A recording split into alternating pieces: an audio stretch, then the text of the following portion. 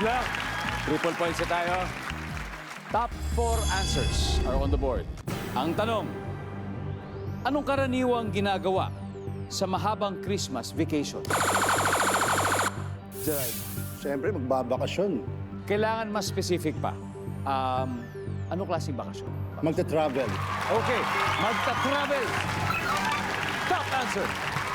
Gerard, pass or play for the final round? Play. Play! Eto na. Brother Dennis, for the final round. Tatlo na lang to. Karaniwang ginagawa sa mahabang Christmas vacation. Magpa-party. Yes, magpa-party. Sabi ni Dennis, magpa-Christmas party. Magpa-party, yes. Andyan, Alex, ano pa kaya? Hindi pa naman yung sasagot ko. Teka. Alam ko na, nag-attend ng flow. Nicoy, ano pa kaya? Nagpapahinga. Nagpapahinga. Survey says, Woy! For the win, Gerard, isa na lang. Karaniwang ginagawa sa mahabang Christmas vacation. Simbang gabi. Simbang gabi. Nandiyan pa si Simbang gabi. Guys, time to huddle.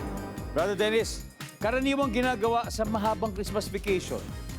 Sisimba. Magsisimba.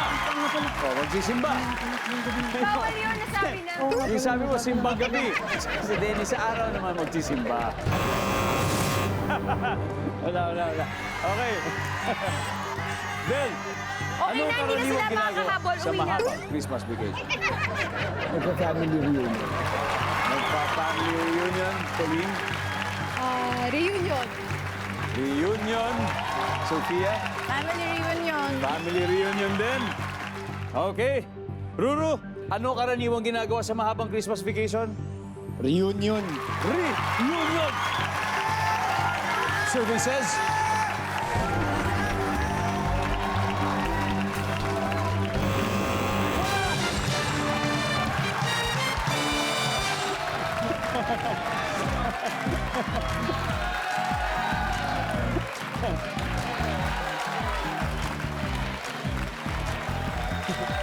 Grabe.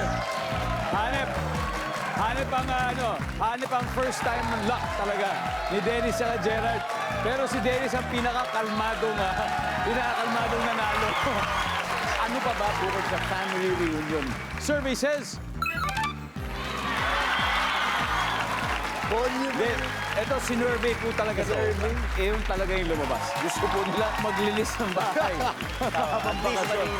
Hindi mo, wow. We have a better Anyway, idea. ang ating final score, Team Dom, 468 points.